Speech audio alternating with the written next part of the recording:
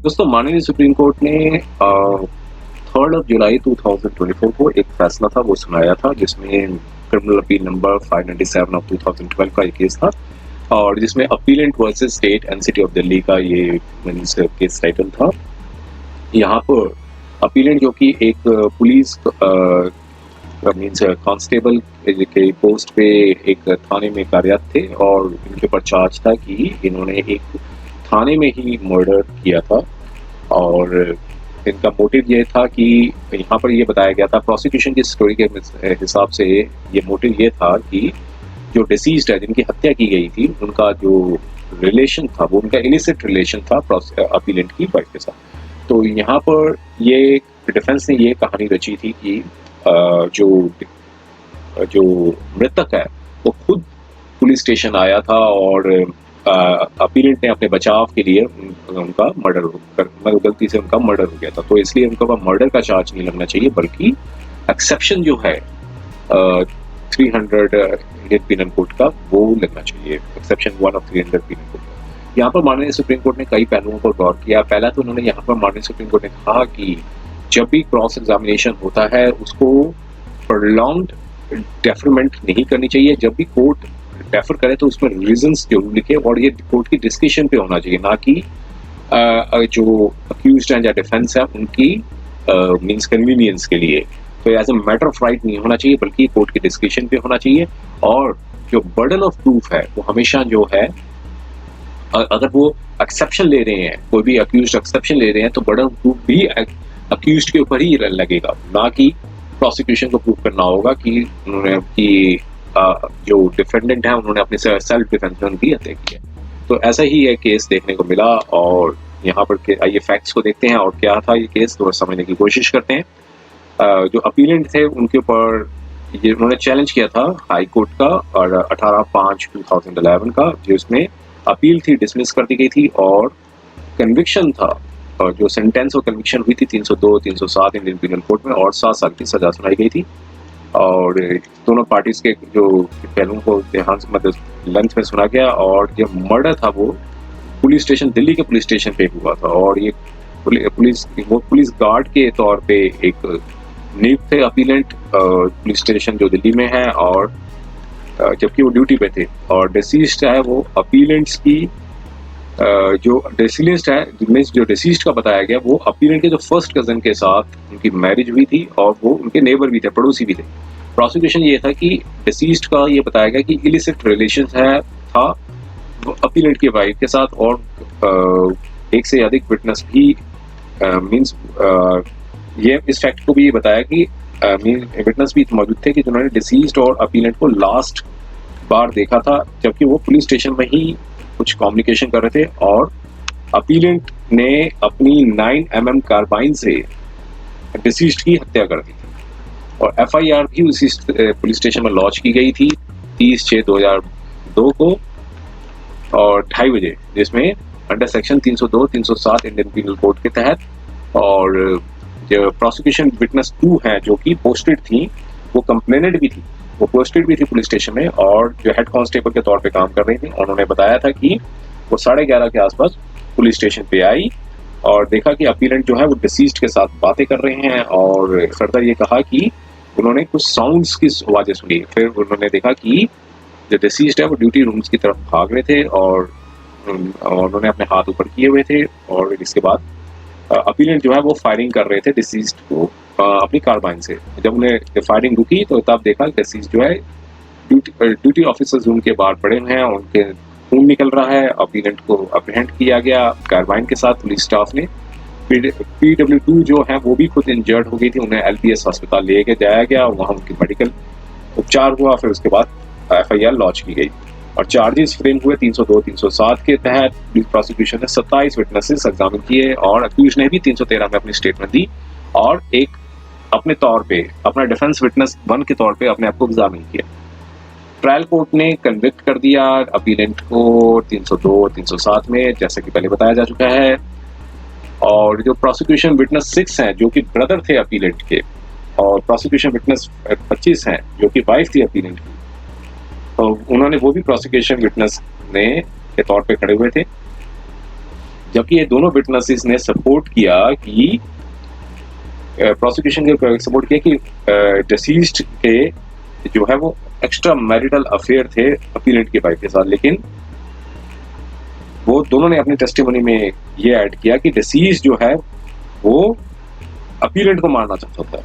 इन्होंने अपनी टेस्टिमनी में ये ऐड किया। प्रोसिक्यूशन विटनेस जो कि वाइफ थी अपीलेंट की, उन्होंने कहा कि वारदात से पहले, कुछ समय पहले डिसीज जो है वो उनके घर पे आए थे। उन्होंने कहा था कि वो पुलिस स्टेशन जा रहे हैं और उनके हस्बैंड की हत्या कर रहे हैं। PW6 जो कि विटनेस थे means part of the deceased के, expression on the part of deceased, और फिर इसके बाद बताया कि ना अपीलेंट जो है उन्होंने ना तो डिनाई किया इंसिडेंट का और ना ही कहा कि उन्होंने डिसीज्ड को मारा नहीं है, और उन्होंने सिर्फ ये अपना ये आर्गुमेंट ये रेज किया कि एक सब सेल्फ डिफेंस के तौर पे हुआ है, और अगर सेल्फ डिफेंस नहीं किया एक्सेप्ट किया जाता तब इसको कहा गया कि इससे ग्रेव और सडन प्रोवोकेशन को ही समझ लिया जाए, जिसकी वजह से डिसीज्ड की हत्या हो गई at the hand of the appellate. Appellate means कहा कि या तो इसे मींस अपीलेंट को बरी किया जाना चाहिए था प्राइवेट डिफेंस के तौर पे, नहीं तो फिर उन पर culpable homicidal not amounting to the murder का जो है केस बनना चाहिए था। और जब घटना हुई थी, वारदात हुई थी 3/6/2002 को, और यहाँ बताया डिसीज जो है पुलिस स्टेशन आए थे अपीलेंट को मारने के लिए। अपीलेंट ने अपना वेपन जो है सेल्फ डिफेंस के लिए तौर पे यूज किया था। अनफॉर्चुनेटली डिसीज की हत्या हो गई, और PW25 और PW6 ने अपना जो टेस्टिमोनी दी थी, और यहाँ पर अपीलेंट ने अपने 313 में स्टेटमेंट दी थी, और 313 के स्टेटमेंट में ये बताया था कि इस स्टेटमेंट पे आधारित था कि डिसीज्ड उनको मारने के लिए आए थे, और जबकि उसे पता था कि अपीलेंट जो है पोस्ट गार्ड मींस गार्ड के तौर पर नियुक्त हैं। उन्होंने उससे वेपन स्नैच किया और स्कफल में शॉट्स चल पड़े, और इसकी वजह से डिसीज की हत्या हो गई और डिसीज की डेथ हो गई, और शार्ट केस ये डिफेंस का था। तो कोर्ट ने कहा कि ट्रम्प्ड अप स्टोरी है, ये ट्रायल कोर्ट ने फेवर में नहीं पाया, और अपीलेट कोर्ट ने भी यही बताया कि प्रोसिक्यूशन के पास ओवरवेलमिंग एविडेंस थे जो कि साबित करते थे कि इसने निर्मम हत्या की थी, अपीलेंट ने निर्मम हत्या की थी। और प्रोसिक्यूशन की जो स्टोरी थी वो आई विटनेस पर आधारित थी। जो PW2 जो हेड कांस्टेबल के तौर पे लेडी थी, वो कंप्लेनेंट भी थी। उन्होंने अपनी टेस्टिमोनी पूरे में जरा भी चेंज नहीं, वर्जन नहीं चेंज किया, और इंफॉर्मेशन लॉन्च भी की, और ट्रायल में भी वही अडिग रही, और क्रेडिबल और ट्रस्टवर्दी कोर्ट ने कहा विटनेस है, और जिससे अपीलेंट की जो गिल्ट है एस्टैब्लिश्ड होती है। और अदर ऑकुलर एविडेंसेस भी थे, जो चश्मदीद गवाह और भी थे PW1, P14 और P17, जो कि कांस्टेबल हेड कांस्टेबल पोस्टेड थे पुलिस स्टेशन न्यू दिल्ली में। और फॉरेंसिक एक्सपर्ट ने एविडेंस ने भी ये गैदर किया पुलिस इन्वेस्टिगेशन में, जो हमने कोर्ट नीचे रेफर किया है, बताया अपनी जजमेंट में। PW2 का काफी लेंथी क्रॉस एग्जामिनेशन हुआ डिफेंस द्वारा। क्रॉस एग्जामिनेशन में हर पॉसिबल अटेम्प्ट यूज किया गया कि प्रोसिक्यूशन जो पुलिस की जो वर्जन को डाउट में लिया जाए, लेकिन उनकी जो प्रेजेंस थी PW2 की ये डाउट किया गया कि वो थाने में थी नहीं, लेकिन जबकि ये प्रेजेंस थी वो अदर विटनेसेस ने भी एस्टैब्लिश्ड की, जो कि प्रोसिक्यूशन विटनेस 1, 14 और 17 थे, जो कि पुलिस कांस्टेबल के तौर पे मौजूद थे। और यहाँ पे फिर ये एक विटनेस PW2 ने, जो कि एक इंजर्ड विटनेस भी थी, उनके उस बुलेट इंजरीज भी हुई थी, मेडिकल एग्जामिनेशन भी हुआ, उनकी मेडिकल रिपोर्ट ये बताई जा रही है। और PW11 जो कि हेड कांस्टेबल थे, और जो कि PW2 को LBS हॉस्पिटल लेके गए और टेस्टिफाइड किया था कोर्ट में, इसकी वो लेके गए थे। और PW27 थे वो जिन्होंने इन्वेस्टिगेट किया और टेस्टिफाई ये किया कि वो पुलिस थाने आए जब इंसिडेंट हुआ था, और फिर उसके बाद हॉस्पिटल लेके गए, वहाँ PW2 की जो बयान थे वो रिकॉर्ड किए गए। PW2 ने अपने बताया कि वो 9 से 5 उनकी ड्यूटी थी, लेकिन कुछ पर्सनल काम था उसके सेम डे पे, इसलिए उन्होंने SHO से प्रायर परमिशन ली और थोड़ी ऑफिस में लेट आई। पुलिस स्टेशन वो है 11:35 पे आई, और फिर देखा कि अपीलेंट जो है कि पोस्टेड है गार्ड पे, तो वो एक अनजान व्यक्ति से बात कर रहे हैं अपने मतलब प्रेमिसेस पे, मीन्स जो थाने के जो प्रेमिसेस पे बात कर रहे हैं। तो उसके बाद वो ड्यूटी रूम में चली गई और वहाँ देखा कि वहां उन्होंने हेड कांस्टेबल PW1 है उनसे बात की जहां से उन्होंने चार्ज लेना था, और जो कांस्टेबल PW17 और PW5 भी प्रेजेंट थे, और विद मुंशी का नाम बताया गया। और फिर साहब ने तब उन्होंने एक बुलेट शॉट्स सुनी पुलिस कंपाउंड में, तब उन्होंने पाया कि जो अपीलेंट है उनकी जिनके साथ वो बात कर रहे थे वो जिससे जो पर्सन जो अपीलेंट से बात कर रहे थे वो ड्यूटी रूम की तरफ भाग रहे हैं अपने हाथ खड़े करके, और उनके हाथ से मीन्स वो काफी उनसे ब्लीडिंग हो रही है उनकी बॉडी से, और कांस्टेबल ने जो अपीलेंट है इस कोर्ट में वो पीछे भाग रहे हैं डिसीज्ड के, और अपनी 9mm कार्बाइन से फायरिंग कर रहे हैं, जो कि एम्स मींस डिसीज्ड की तरफ रुख किया हुआ था सामने 9mm कार्बाइन का। और वो और जो हेड कांस्टेबल हैं और एक और कांस्टेबल का नाम बताया और एक DHG थे, वो झुक गए और अपनी शील्ड ली ताकि स्ट्रे बुलेट्स हैं उनको ना लगे। और फिर उन्होंने देखा कि डिसीज जो है वो रूम के बाहर पड़े हुए हैं और काफी उनका खून निकल रहा है, और तब उन्होंने रियलाइज किया उनको भी बुलेट इंजरीज हुई है लेफ्ट शोल्डर पे। उनको फिर बाहर LBS हॉस्पिटल लेके जाया गया, एक हेड कांस्टेबल थे, और फिर वहां पर उन्होंने इन्फॉर्म किया कि जो डिसीज्ड हैं वो एक रिलेटिव हैं मींस अपीलेंट के, और जो कि अब डेथ हो चुकी है उनकी, जो कि बुलेट इंजरीज उन्होंने फायरिंग में उनको लगी थी जो। और डिफेंस ने क्रॉस एग्जामिन नहीं किया विटनेस को इमीडिएटली, जब उन्होंने अपना एग्जामिनेशन चीफ दिया था तब उस सेम डे पर उन्होंने अपना एग्जामिनेशन नहीं किया, लेकिन ये टाइम मांगा कि क्रॉस एग्जामिनेशन को डेफर कर दिया जाए, और क्रॉस एग्जामिनेशन 30/11/2004 को ही हो पाया। 2 महीने के बाद एग्जामिनेशन चीफ के 2 महीने के बाद उनका क्रॉस एग्जामिनेशन हुआ। और अब यहाँ पर कोर्ट ने कहा हम यहाँ पर थोड़ी देर के रुकते हैं कि एक साउंड नोट ऑफ कॉशन देना चाहते हैं। कोर्ट ने कहा कि लॉन्ग एडजॉर्नमेंट जो कि इस केस में दी गई थी आफ्टर एग्जामिनेशन चीफ के बाद, वो कभी नहीं देनी चाहिए थी।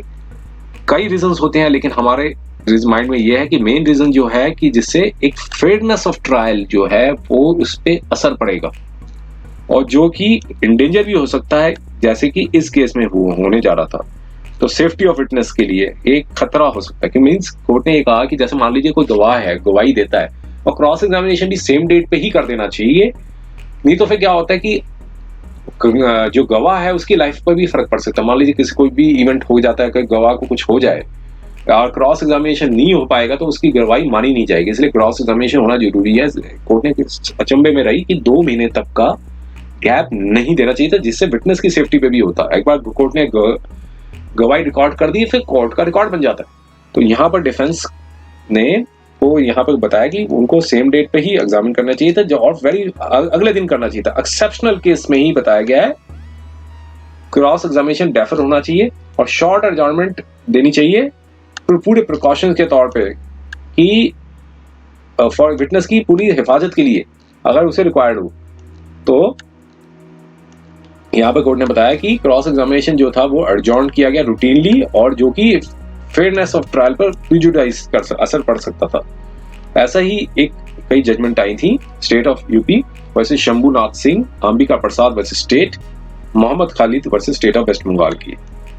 इसमें यही बताया था कि cross examination deferred exceptional case में करना चाहिए और रीजंस रिकॉर्ड होने चाहिए जो सेक्शन 231 सीआरपीसी का कहता है, सब सेक्शन 2 और सेक्शन 231 सीआरपीसी का कहता है, जो कि ये कहता है एविडेंस ऑफ द प्रोसिक्यूशन। अगर हम 231 सीआरपीसी का खोलेंगे और पार्ट 2 एक देखेंगे इसका, तो इसमें ये बताया है कि जज जो है वो अपनी डिस्क्रिप्शन में क्रॉस एग्जामिनेशन को परमिट कर सकता है, उसे डेफर कर सकता है अगर जब तक कि दूसरे विटनेस को एग्जामिन कर लिया जाए या फिर रिकॉल किए करने के लिए further recalling of the cross examination की जरूरत ना हो, तो ऐसे कंडीशन पे ही डेफर किया जा सकता है। तो ऐसे में कोर्ट ने कहा कि as a matter of right पे नहीं एडजॉर्नमेंट देनी चाहिए, ये सिर्फ डिस्क्रिप्शन पे होना चाहिए। State of Kerala versus Rashid का एक केस था, सर्टेन गाइडलाइंस थी, उसी बेसिस पे एडजॉर्नमेंट दी गई थी। एम्फेसिस ये था कि रिक्वेस्ट ऑफ द डेफरल जो है वो सफिशिएंट रीजंस के पर ही आधार होना चाहिए। और यहाँ पर क्रॉस एग्जामिनेशन का PW2 का डेफर्ड इसी ग्राउंड पे हुआ कि वो प्रोसिक्यूशन विटनेस का भी मींस अदर विटनेस जो थे, जो डिफेंस जो है PW2 को अदर प्रोसिक्यूशन विटनेस के साथ ही एग्जामिन करना चाहते थे। रिकॉर्ड केस ये रिवील करता था कि क्रॉस एग्जामिनेशन जो था वो डेफर्ड हुआ और PW17 का एग्जामिन काफी देर बाद हुआ, मच लेटर, 1 साल के बाद हुआ जब क्रॉस एग्जामिनेशन हो गया था। मींस उन्होंने ग्राउंड ये बताया था कि हम PW17 का उस दिन एग्जामिनेशन होगा तो साथ ही PW2 का करेंगे, तो 2 महीने की डेट भी ले ली। यहाँ पर कोर्ट ने कहा कि रिकॉर्ड को हमने देखा कि जो PW17 है उनका जो क्रॉस एग्जामिनेशन मींस उनका जो एग्जामिनेशन जो इन चीफ था वो भी 1 साल के बाद हुआ, जब क्रॉस एग्जामिनेशन होने के बाद। क्रॉस एग्जामिनेशन का नहीं लिखा, ये लिखा कि cross examination was deferred, other witness was examined, तो मच लेटर ये of the cross examination of PW2। तो यहाँ पर कोर्ट ने कहा, यहाँ पर ये नहीं मेंशन किया था, ये बताया कि PW17 का जो एग्जामिन हुआ था वो 1 साल के बाद हुआ था। अब यहाँ पर इस कॉशनरी नोट को यहाँ पर कोर्ट ने रिकॉर्ड किया कि जो प्रैक्टिस जो है ये हेल्दी प्रैक्टिस नहीं है, और कोर्ट जो है हमेशा स्लो होनी चाहिए इन डेफरिंग दिस मेथड। जब भी क्रॉस डेफर करना है तो कोर्ट को काफी मींस हैस्टली नहीं इसको क्रॉस एग्जामिनेशन का डेफर कर देना चाहिए, बल्कि स्लो प्रोसेस करना चाहिए। कोशिश करें कि सेम डेट पे ही करें या फिर शॉर्ट एडजॉर्नमेंट दी जाए। तो मैंडेट 231 CRPC का जो लॉ लेट डाउन दिया गया है उसे फॉलोड करना चाहिए लेटर स्पिरिट के साथ। कैजुअलिटी मेडिकल एग्जामिनेशन भी हुआ था, उन्होंने अपना ये एग्जामिनेशन दिया, और PW1 भी एक की विटनेस थे। उन्होंने कहा कि वो ड्यूटी रूम में थे, ड्यूटी ऑफिसर पे तौर पे कर रहे थे। जब PW2 ने रिपोर्ट किया ड्यूटीज को ऑफर ड्यूटीज, तो कांस्टेबल PW17, PDHG और PW1 भी ड्यूटी ऑफिसर्स में थे, और उन्होंने फायरिंग की साउंड सुनी 11:35 है। देखा कि कुछ एक पर्सन जो है खून से लथपथ ड्यूटी ऑफिसर्स रूम में जा रहे हैं, भागने की कोशिश कर रहे हैं, और अपीलेंट उनका चेस कर रहे हैं, और उसे आइडेंटिफाई किया गया as a witness in the court. और फिर बाद में उन्होंने जो कांस्टेबल जो PW2 हैं उनको भी बुलेट इंजरीज हुई थी, उन्होंने वायरलेस मैसेज SHO को दिया। विटनेस को भी क्रॉस एग्जामिनेशन किया गया, लेकिन कुछ भी डाउट निकल के नहीं आया उनके विटनेसेस की टेस्टिमोनी पे। तो सारा कुछ देखने के बाद पोस्टमार्टम भी हुआ, डॉक्टर थे, उन्होंने भी बताया कि 17 इंजरीज थी डिसीज्ड की, और पोस्टमार्टम में कहा कि कॉज ऑफ डेथ थी वो शॉक से हुई है, जो आर्म इंजरीज हुई हैं, और इंजरीज जो है चेस्ट और बैक और चेस्ट में भी थी, जिसकी वजह से सफिशिएंट थी जिसके उनकी मृत्यु हो गई थी। और बुलेट्स भी चेस्ट कैविटी से रिकवर किया, और 1 बुलेट था वो right side of the back से भी रिकवर किया गया। 6 आर्म एंट्री वुंड्स थे, 6 आर्म एग्जिट वुंड्स भी थे, और एक 1 फायर एंट्री वुंड था, उसमें ब्लैकनिंग हुई थी एंट्री पॉइंट पे, जिससे बताया गया था कि पॉइंट ब्लैंक रेंज से उनके ऊपर वार किया गया है। और डिसीज जो है वो उनको 8 से 9 शॉट्स हुए थे कार्बाइन के, जो कि पूरी बॉडी पे स्प्रेड हुए थे। एंटायर जो वुंड्स था वो फ्रंट और बैक साइड में डिसीज पड़ी था, जो कि साबित करता है कि डिसीज को ना सिर्फ फ्रंट से मारा गया बल्कि बैक से भी मारा गया जब वो भागने की कोशिश करते हैं। नेचर ऑफ इंजरीज जो हैं कॉर्पोरेट करती हैं जो टेस्टिमोनी दी गई है PW2 और PW2 की जो टेस्टिमोनी से कॉर्पोरेट करती है। और PW ने कहा कि वो पुलिस स्टेशन आई, उन्होंने देखा डिसीज जो है अपीलेंट से बात कर रहे हैं गेट पे, अपीलेंट जो है कार्बाइन मींस पकड़ा हुआ था। PW21 जो कांस्टेबल हैं उन्होंने इससे जो चार्ज लेना था सेंट्री गार्ड पे 12 बजे, उन्होंने ये कहा कि अपीलेंट जो है वो डिसीज से बात कर रहे थे इंसिडेंट पे। PW2 ने कुछ फायरिंग की आवाज सुनी और देखा कि डिसीज जो है वो ड्यूटी रूम से भागते हुए आ रहे हैं, आपने हाथ खड़े हुए, अपीलेंट उनसे फायरिंग कर रहे हैं पीछे से। ऑल एविडेंसेस थे वो अनअसेलेबल है, मींस उनका असेलेबल नहीं मींस उनको चैलेंज नहीं किया जा सकता है। और प्रोसिक्यूशन का जो केस है वो एविडेंस के आधार पर ये क्लियर केस ऑफ मर्डर था। मोटिव था कि उनका डिसीज्ड के अफेयर था अपीलेंट की वाइफ से, और एग्जीक्यूशन ऑफ क्राइम जो है पुलिस स्टेशन में हुआ, और सारे पॉइंट मर्डर के ऊपर साबित करते हैं इनसाइड द पुलिस स्टेशन पे। एक फायर आर्म था वो जिसमें ब्लैकनिंग हुई है, जो कि एंट्री पॉइंट से ये करता है कि जो फर्स्ट शॉट है वो क्लोज रेंज से मारा गया। रिमेनिंग जो इंजरीज हुई है वो आई विटनेस ने भी कोरिलेट कर लिया है। सेल्फ डिफेंस की जो थ्योरी है वो कहा कि उसे एक्सेप्ट करो, या फिर sudden grave and sudden provocation जो है अपीलेंट को दिया गया था, तो इसी के बेसिस पे उनकी हत्या होगी। उन्होंने बताया कि डिसीज फुल स्पीड की गाड़ी से आ रहे थे, पहले गेट पुलिस स्टेशन पे मारा, फिर उसके बाद वेपन को स्नैच करने की कोशिश की अपीलेंट से in order to kill him, but इस तरह के कोर्ट कहा कि आर्गुमेंट्स कोई ग्राउंड होल्ड नहीं करते हैं और कोई वेट ऑफ एविडेंस भी नहीं है जो इस बिजरी लाइन ऑफ डिफेंस को साबित कर सके। 105 इंडियन एविडेंस एक्ट का बारे में बताया जो कि बर्डन ऑफ प्रूफ है, और फिर कोर्ट ने कहा कि स्टेट ऑफ मध्य प्रदेश वसी रमेश में ये बताया गया था, उसके कंटेंट्स लिखे गए कि बर्डन ऑफ प्रूफ जो है वो is not as onerous of the burden of proof, because सारे रीजनेबल डाउट हैं वो प्रोसिक्यूशन के ऊपर होते हैं, लेकिन some degree of reasonable satisfaction establish करनी चाहिए डिफेंस द्वारा जब भी इस तरह का प्लियर लेना है तो। और डिफेंस जो है एक प्राइवेट डिफेंस अपना केस ऑफ प्राइवेट डिफेंस भी नहीं दे पाए, किसी और एविडेंस के आधार पे कोई एविडेंस नहीं था इस एस्पेक्ट पे, और प्लिया जो है ट्रायल कोर्ट ने राइटली रिजेक्ट की है और अपीलेट कोर्ट ने भी। और यहाँ बताया कि सेल्फ डिफेंस था वो मींस लाइट्स ऑफ फैक्ट्स और सर्कमस्टांसेस केस पे देखना चाहिए और वेट ऑफ एविडेंस के आधार पे देखना चाहिए कि, और ये भी देखना था कि डिसीज जो पुलिस स्टेशन में आया था उनके पास कोई हथियार नहीं था जिससे वो अपीलेंट की हत्या कर सके। वो ये एक तरह का ऑकवर्ड अटेम्प्ट था कि यहाँ पे डिसीज को ये बताना था कि वो एक अग्रेसर है। तो इससे कोर्ट ने कहा इस तरह का कोई सेंस नहीं बनता है। एक आई विटनेसेस थे PW2, PW1, 11 और 17 जो कि प्रूव करते हैं अपीलेंट पहली गोली मारने के बाद भी स्टॉप नहीं हुए और उन्होंने close range entry wound of से गोली दागी है जो कि गन शॉट था with blackening. Instead spray bullets continuously मारते रहे जबकि वो भागने की कोशिश कर रहे थे। तो आई विटनेस जो है ने बताया कि जो 4 पुलिस पर्सन थे जो प्रेजेंट थे पुलिस स्टेशन पे, ये सब एस्टेब्लिश करते हैं कि मर्डर हुआ था। तो डिफेंस जो है वो अपना डिस्चार्ज नहीं कर पाए बर्डन, और कि ये ग्रेव और सडन प्रोवोकेशन से हत्या हुई थी।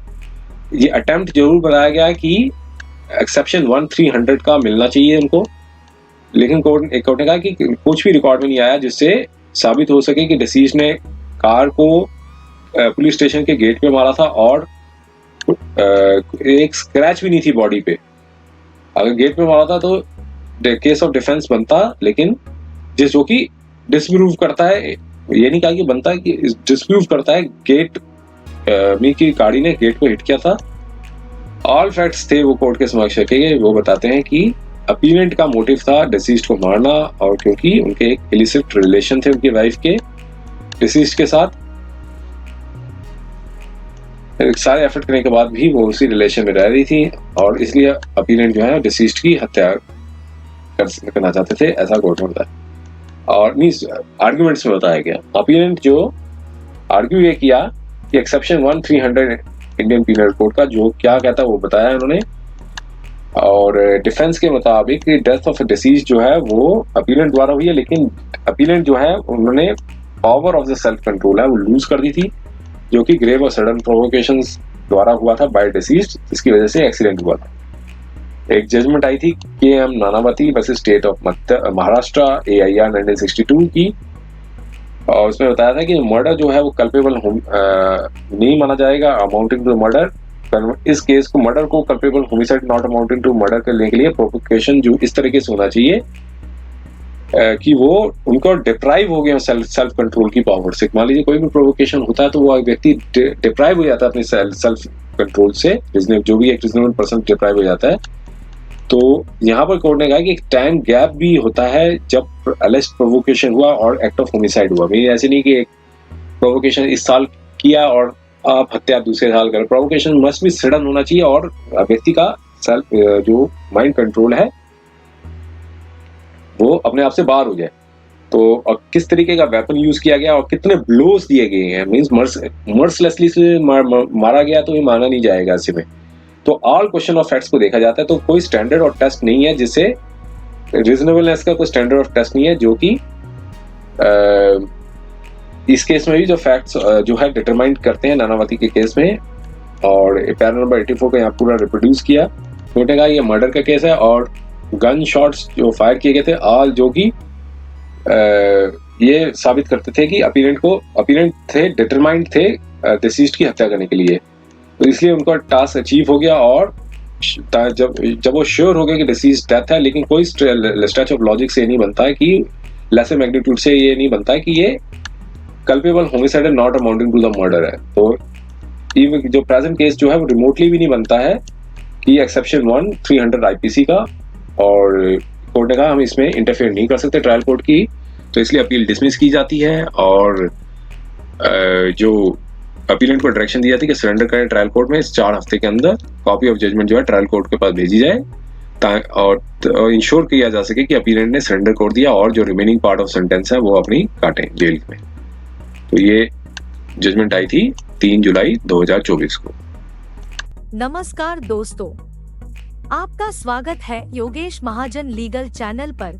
योगेश महाजन लीगल चैनल पर हम आपको प्रस्तुत करेंगे नवीनतम सुप्रीम कोर्ट के फैसलों और विभिन्न अन्य न्यायालयों के फैसलों पर और विधि ज्ञान को प्रसारित करने का प्रयास करेंगे। इस चैनल पर हम न्यायिक फैसलों के महत्व को समझाने और विधि समझौतों की युक्तियों को समझाने का प्रयास करते हैं। हमारा मकसद है कानून और न्याय के क्षेत्र में ज्ञान को आपके पास पहुंचाना, तो कृपया हमारे चैनल को सब्सक्राइब करें, घंटी आइकन दबाएं, वीडियो को लाइक और शेयर करें। उम्मीद है कि यह वीडियो आपको पसंद आया होगा। अगर आपने अभी तक हमारे चैनल को सब्सक्राइब नहीं किया है तो कृपया इसे सब्सक्राइब कर ले और बेल आइकन दबाकर नोटिफिकेशन प्राप्त करें ताकि आप हमारे नए वीडियो से अपडेट रह सकें। अगर आपको यह वीडियो पसंद आया हो तो कृपया लाइक करें और अपने दोस्तों के साथ शेयर करें। हमारे चैनल पर आपको न्यायिक मुद्दों, कानूनी सलाह और कानूनी अपडेट्स के बारे में नवाचारिक और महत्वपूर्ण जानकारी मिलेगी। हमारे साथ बने रहें, क्योंकि योगेश महाजन लीगल आपके कानूनी सवालों का सहायक है।